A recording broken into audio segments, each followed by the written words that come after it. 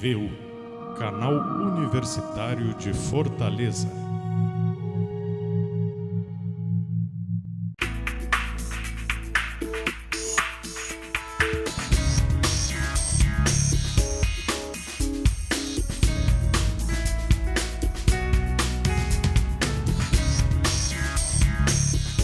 Apoio cultural, Aspec Informática, a marca da evolução na administração pública.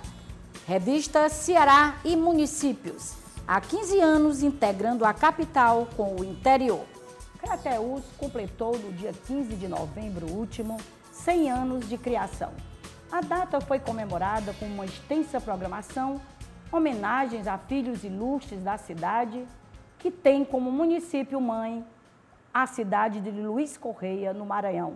Ela cresceu tanto que hoje é a maior da região dos Inhamuns, com uma população de mais de 70 mil habitantes. Hoje, nós vamos receber aqui no programa Boas Práticas de Gestão o prefeito de Crateús, Carlos Felipe Saraiva Bezerra, do Partido dos Trabalhadores. Com ele, vamos conversar sobre a programação do centenário de Crateús.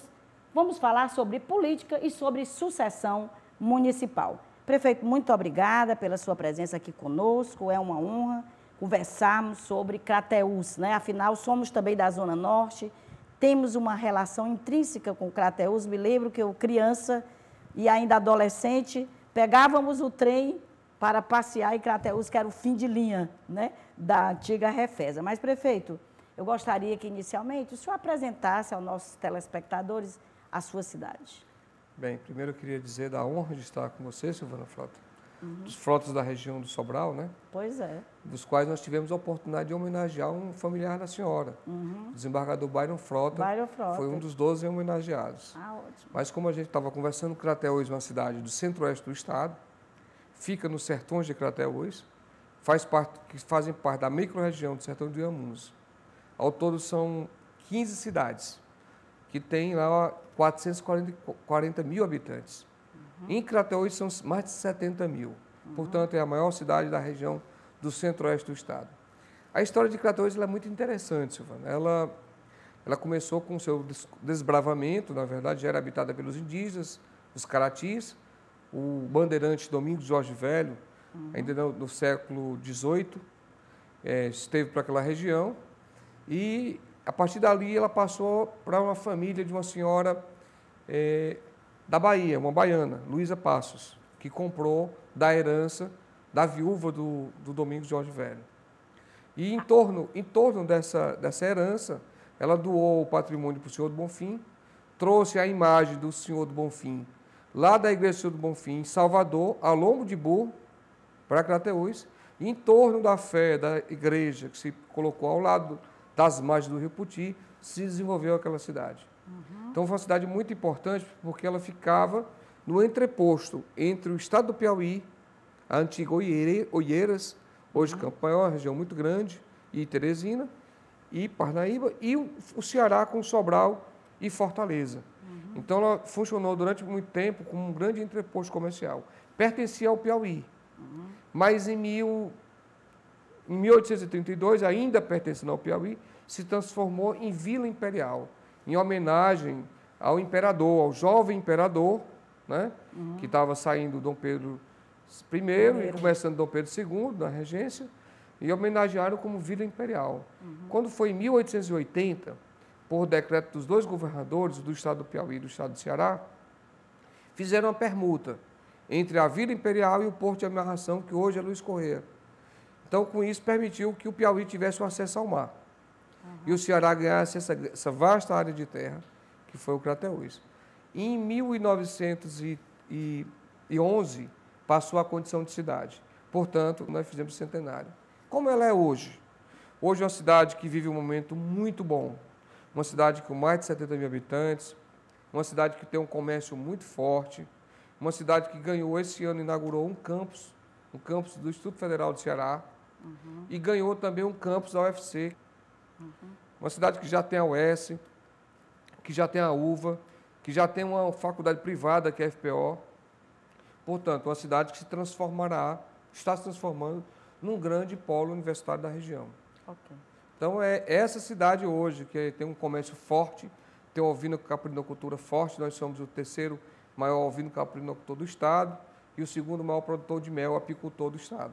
Então, é essa cidade que a gente está hoje trabalhando para que ela chegue nesse novo milênio com cada vez mais participação no estado. Agora, prefeito, o senhor teve o privilégio, né, filho de Crateús, formou-se no Rio de Janeiro, pelo que eu soube? Formei aqui e me pós-graduei no Rio de Janeiro. Pós-graduou-se no Rio e depois, 5 anos depois retornou à sua terra já na condição de prefeito, ou não? Não, na verdade, quando eu retornei, eu retornei em 91, quando eu já era médico da Universidade Federal do Ceará e fiz um concurso para o Hospital Geral e também assumi um trabalho inicialmente voluntário no Hospital do Câncer.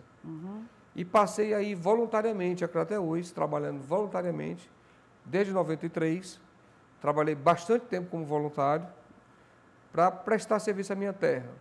Então, ia sempre 2 vezes por mês lá, final de semana, ficava ao lado dos meus pais, minha família, vinculação muito forte à cidade, mas retornava para exercer meus empregos públicos federais aqui, estadual.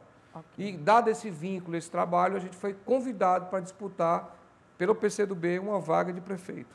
E atingiu, né, o índice de grande aceitação. Verdade. Como é ser prefeito hoje da sua própria cidade? Isso lhe deixa muito feliz e ainda mais de poder comemorar o centenário, não é? É verdade, foi uma alegria muito grande, assim, uma honra imensa, principalmente pelo momento que Crateús está vivendo hoje. E é uma cidade progressista e que a população voltou a ter sua autoestima. É uma cidade que durante 20 anos ela teve um problema de diminuição até da população e da perspectiva de desenvolvimento, com a saída do quarto BEC, que foi muito importante para o Crateús na década de 70. Mas agora, ela toma um novo impulso, dados esses grandes investimentos que estão sendo feitos na região, na cidade e na região. Então, é uma alegria muito grande poder estar vivendo esse momento e participando da alegria desse povo, da nossa terra. Prefeito, o centenário foi comemorado assim, em grande estilo. Eu acompanhei pela mídia, né? Eu não tive pena, eu recebi o convite de não poder ter comparecido. Além do encontro de sanfoneiros, né, eu soube o que mais foi realizado no centenário. Nós iniciamos no dia 4 de novembro com a Esquadrilha da Fumaça, um festival aéreo, onde a gente teve lá pela primeira vez no interior do estado, porque ela já tinha estado em região metropolitana, mas no interior do estado foi a primeira vez. Foi uma festa belíssima e passamos mais o dia 5 e o dia 6 com o festival aéreo, com paraquedismo, um festival aéreo que nós já fazemos, é o segundo, mas esse teve uma conotação mais importante porque era do centenário. Então nós tivemos um festival aéreo, tivemos um show gratuito no domingo com Valdones, ele que é um gosta também, é um dos patronos da Esquadrilha da Fumaça, ele é membro honorário da Esquadrilha da Fumaça, ele é tipo um padrinho nosso, né? Porque ele associa a sanfona. Eram 2 festivais, o da sanfona e o da aviação, né? Casou muito festival bem. aéreo. Exatamente. Então ele foi importante para nós, inclusive nesse processo, a gente conseguir a Esquadrilha da Fumaça. Então foi uma festa linda. Seguiu-se com um momento na Câmara Federal. Crateús ficou na segunda-feira, dia 7 de novembro, das 10 da manhã até 1h da tarde, numa sessão solene na Câmara Federal, sendo homenageada por 8 deputados federais, dos quais quem presidiu a sessão foi o Mauro Benevides, com a carta do Marcos Maia, que é o presidente. Depois também por 2 senadores, que foi o Pimentel e o senador Inés Arruda, um ministro, que é filho de Crateús, que é o Valmir Campelo, né, e o ex-ministro e ex-senador Zé Lins. Então nós tivemos que também é filho de Crateús. Que também é filho. Sérgio Machado, o ex-senador Sérgio Machado. Hoje é presidente da Transpetro, né? Também não esteve lá, mas esteve conosco na festa. Então, a família dele é de lá, os pais são de lá, e ele, apesar de não ser nascido de lá, mas para ele é como se fosse um filho de Crateús. Foram 2 homenageados da nossa terra. Então, nós tivemos esses eventos, o Festival Aéreo, a Câmara Federal e o Festival da Sanfona. Porque nós pensamos, Silvano, diferente. A gente pensou em trazer e reforçar a cultura popular. Com certeza. E ali a gente trouxe sanfoneiros da dimensão do Dorival Dantas, do Adelson Viana, certo? Do Ítalo e do Reno. E fechamos com a Elba Ramalho. Né? Então, foi assim, uma grande festa. Festival belíssimo. E o marco do centenário? O que esse marco, né, traz inserido no contexto?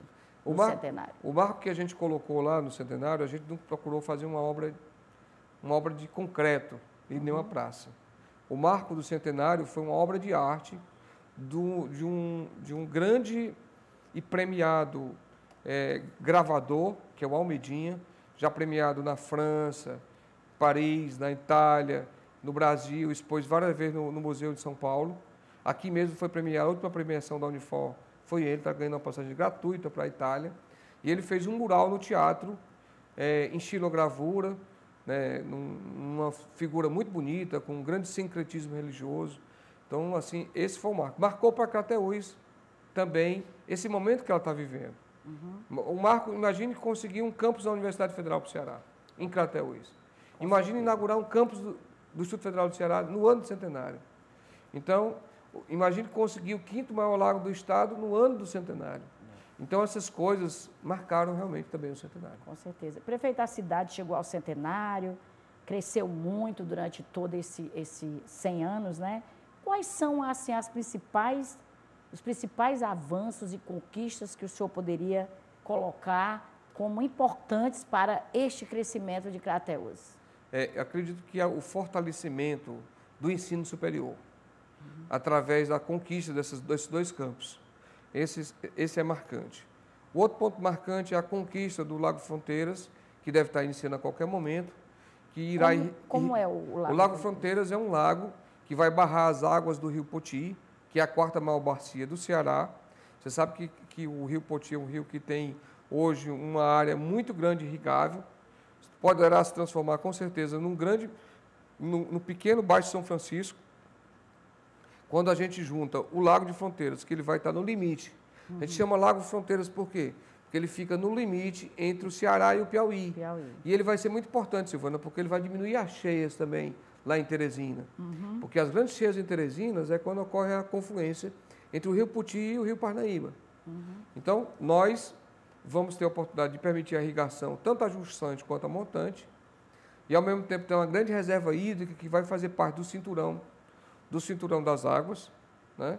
E também permitir um grande desenvolvimento com a agricultura irrigável e principalmente a hortifruticultura. Melhorando também o fluxo de transporte, que poderá ser feito. Com certeza, piscicultura. Então, essas duas grandes linhas de desenvolvimento no campo da agricultura com a perspectiva de início da obra do Fronteiras e da irrigação. E o polo universitário, esses são os 2 pontos que vão marcar um novo momento na história de Crateús. Com certeza.